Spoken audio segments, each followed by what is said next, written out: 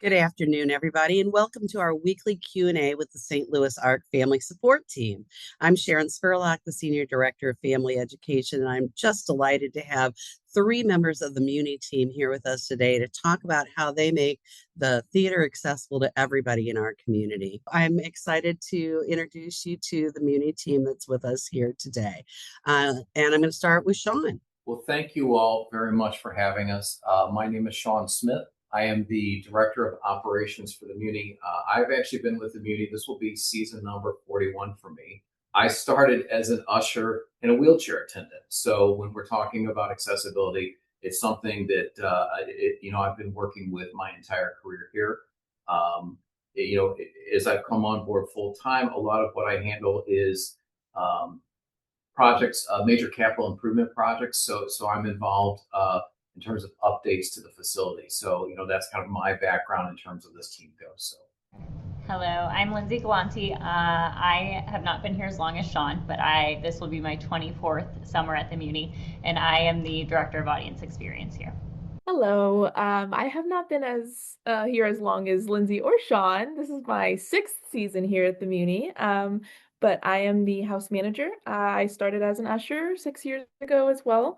I'm glad to be here. This is very exciting to me because, we talk about it all the time that people from the ARC often come in one place and they stay with our organization and change roles. So it sounds like the Muni culture is also similar to ours. It must be a great place to work. yeah, we've got a great team. I know that Lindsay in London and we've worked together for many years. Obviously, the 6 years that London's been here, but both Lindsay and I house managed together as well. So a lot of experience out there with the audience. All right. Well, Sean, we're going to turn things over to you to get us started and just show us the accessibility page on the Muni's website and give us a little overview about why accessibility is important to the Muni and some of the highlights. We at the Muni, we are America's oldest and largest outdoor musical theater.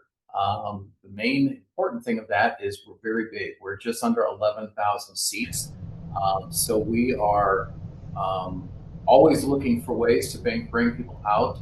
We feel that we do some amazing productions here on campus, but we're always looking for a way to get people out of the theater. So when we're talking about accessibility, certainly the focus of this webinar is disabilities, but we're also looking at from an economic standpoint. We wanted to create an environment where there's basically no reason you shouldn't come out and attend one of our performances. So speaking, kind of focusing on this webinar, we have several elements that I've been fortunate to be part of over the years in terms of how we eliminate barriers for people to come out. And all of this information is on our website, so you can certainly go there and kind of read through this. Our the newest thing that we offer is for the last 2 years, we have introduced closed captioning to the theater. Certainly, there are other venues that do that, but our challenge with closed captioning is that we're outdoors. How do you get a signal out there? How do you get something that people can see? We're doing live theater. So what happens when an actor, misses their line? How do we keep up? So we're doing real-time captioning with that. That's been very successful. If you are coming to the theater, we are using a system of a platform called GalaPro. It's used in several of the other venues around town. You can download an app and do it on your own phone, or we also offer free devices. And I should point out that these services that we offer, everything that we offer is free. So you may have to check out a device, but there's no cost to that. And those devices, these services are available regardless if you're sitting in paid seats or free seats. In addition to closed captioning, for many years, we've offered sign language interpretation. Both the captioning and sign language interpretation, those are offered on Mondays and Saturday evenings. We've done the ASL work we've done has been probably since the late 80s we started doing that. So that's been going for a long time. And I will say that while we've worked with Loretta Freeman and Dan Betzler, I can tell you that Dan has been doing the caption or the sign language interpretation as long as I've been here. So it's we talk about the employees that have been around.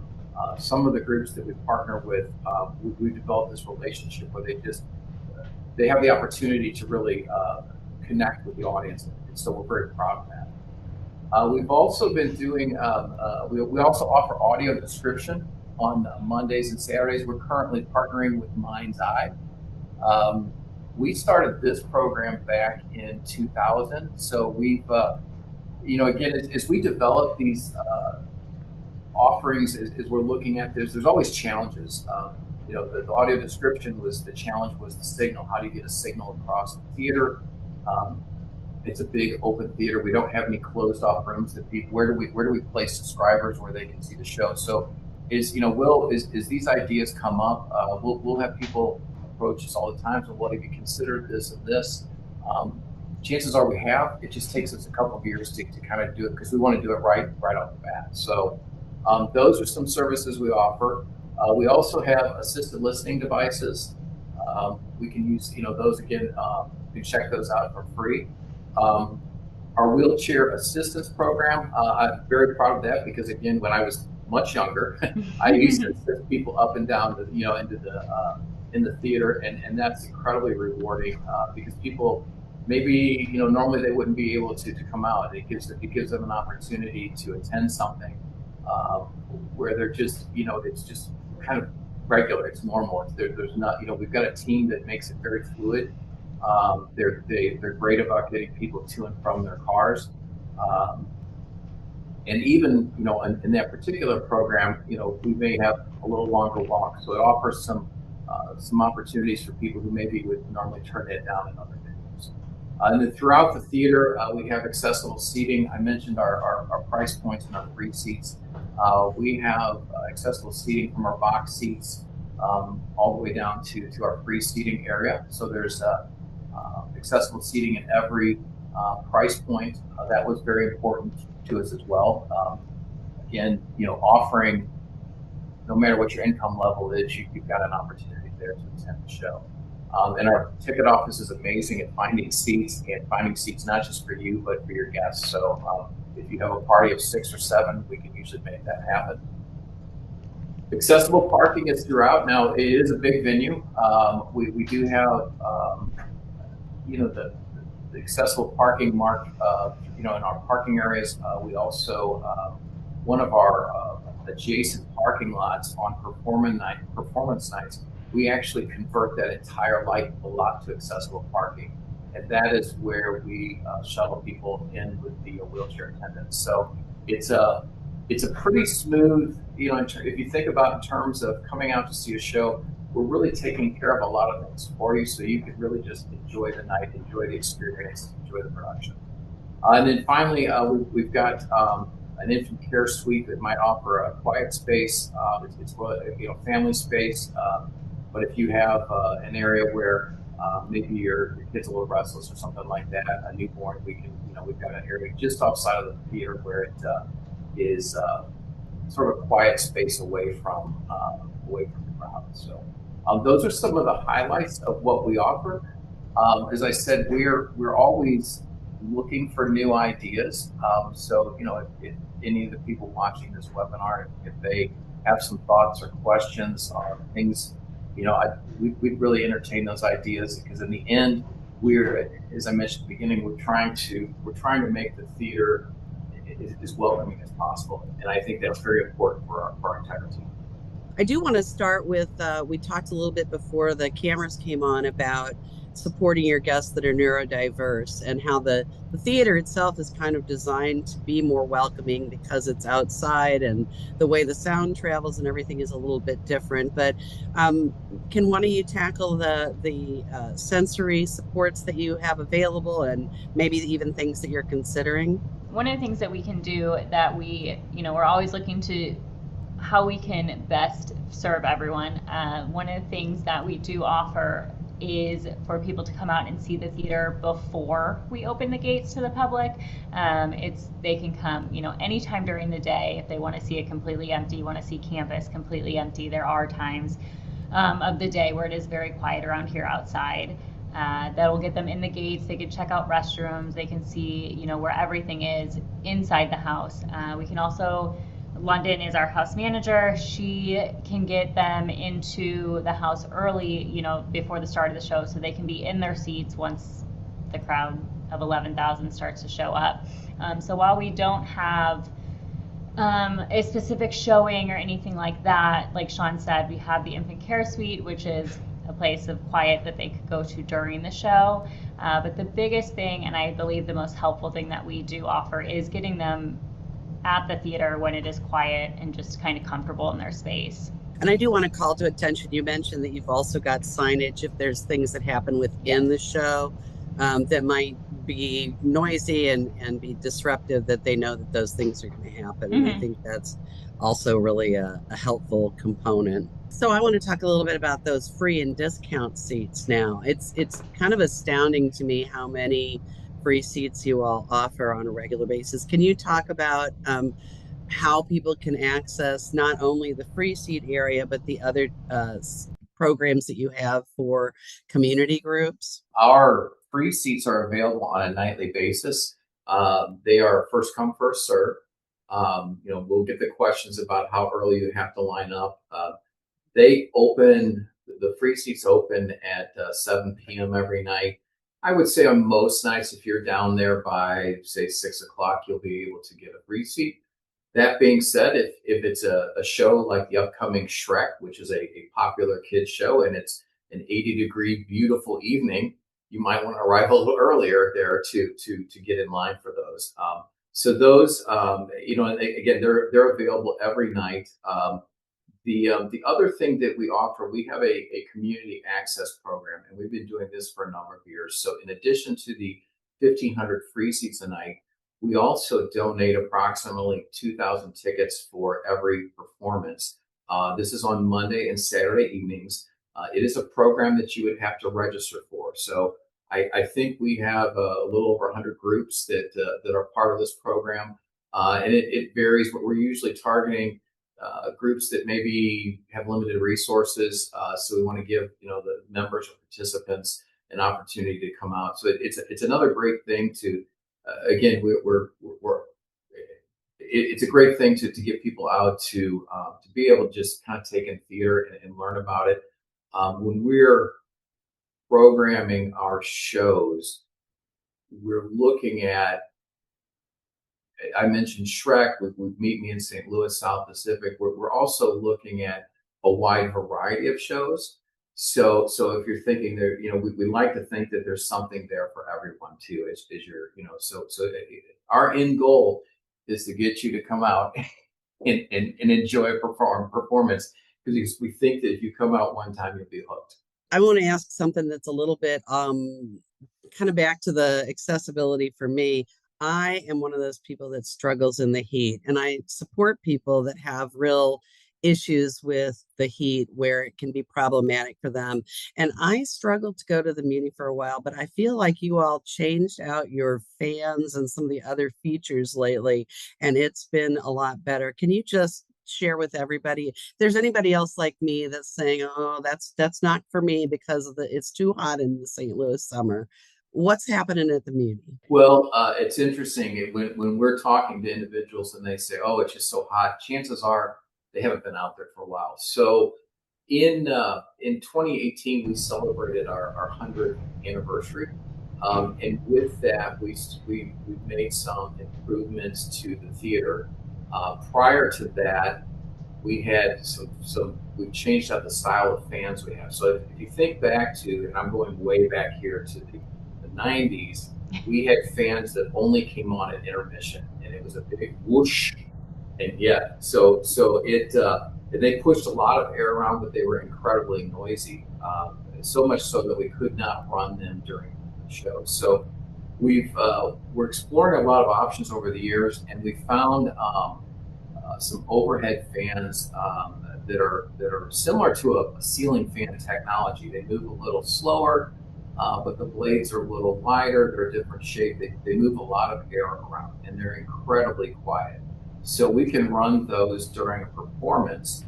In addition, when we renovated the stage in 2018 and 2019, we incorporated an audience blower system. So you see the fans, they're out there in the audience, but what you don't realize is in each of those towers that flank the stage, there's about, I think it's 140 diffusers up there pushing air across the audience. And it's not air conditioning. I don't want to sell anyone anything it's not. But what it is on those warm St. Louis humid nights when there's no air movement outside the theater, there's a breeze coming across that theater, and it's actually quite pleasant. There are, in London can attest to this. We are often asked to turn the fans down. Not by me. Which is an interesting place to be, but it does push some air across that theater, and really, I think really makes a difference out there. And I would encourage, if you've been before and said, oh, it's just too hot, if you come out at night, I think you'll be pleasantly surprised. To follow up, Sean, we also have a on-duty nurse for every performance, and we have a first aid room that is air conditioned. So if you ever are starting to feel overheated or need just a quiet place to cool down, we have a nurse and we have that first aid room. That's a good resource as well. We did have a question from one of our audience about whether they can bring a personal fan. Is that okay? Does it have to be a handheld fan, or can they have one of those little battery operated fans? Yes, you can bring a personal fan. We mostly just ask to be considerate of the patrons that are around you so that they may not be too noisy or disruptive. Some of them have lights, I know, that may be disruptive for some of the people around us. But we encourage you to do what you can to make yourself comfortable while you're here. That sounds like good rule of thumb, everybody. Don't make your accommodations hard on somebody else. Can you tell us about your Tony win? So we won the Regional Theater Award.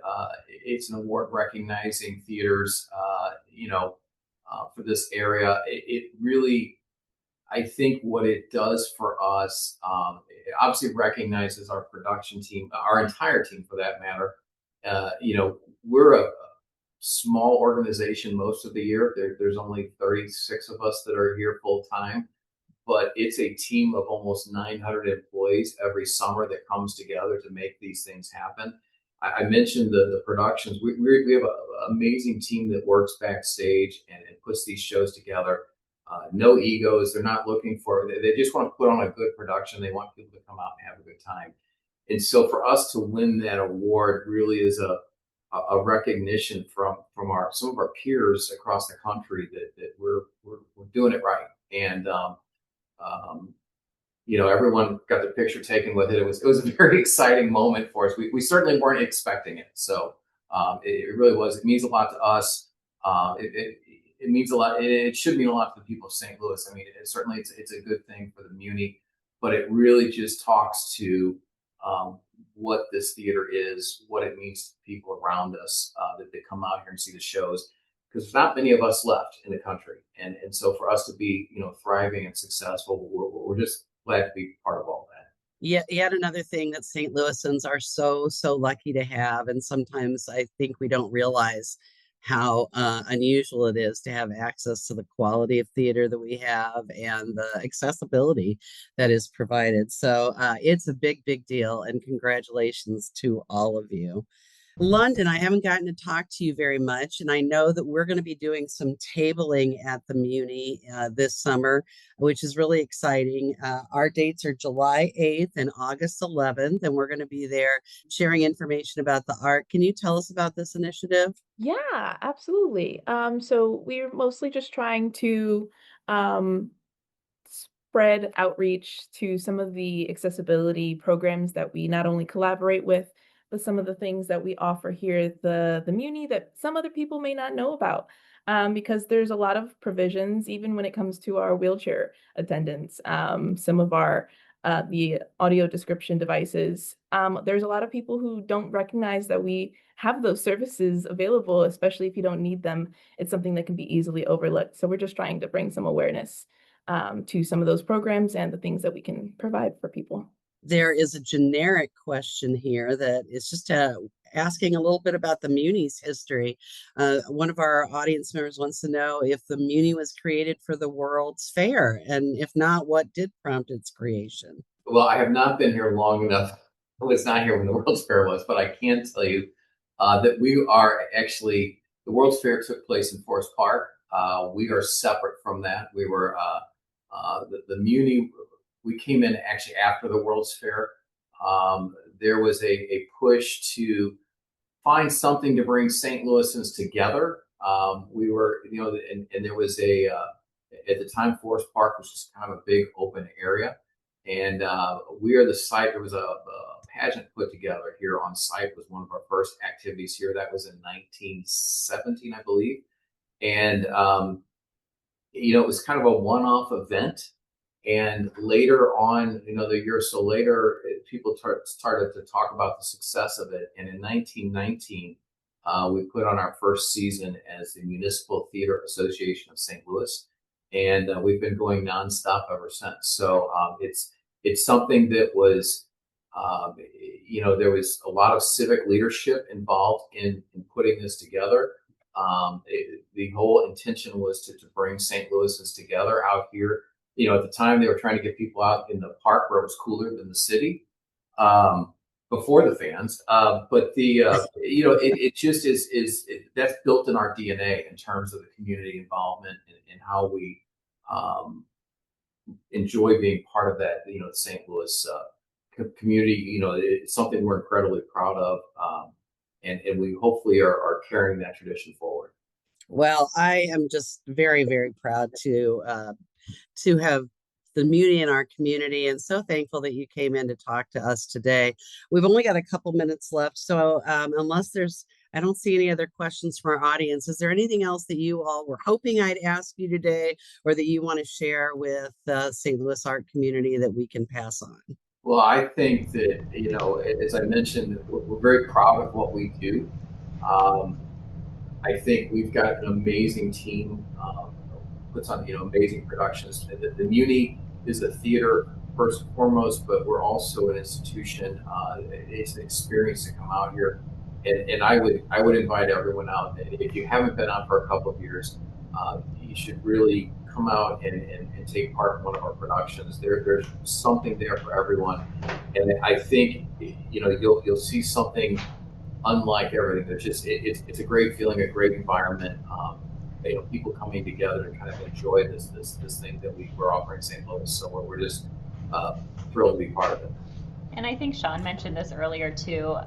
One thing that we really want people to take away is that no matter your limitation, accessibility need that you have, we want you to be able to come out here and experience it the same as everybody else. So whether it's when you arrive here and need a wheelchair into your theater, into your seat, checked on at intermission, at the end of the show, if any devices you need, anything like that, we truly want this to be the same experience for everyone across the board. And it's something that we really work hard on making sure that's possible. And it's something that, we welcome the feedback. We welcome all the ways that we can be making it better, but it is something that we take a lot of pride in. You said that, and I've been trying to figure out how I wanted to add this point, but I think sometimes we don't ask.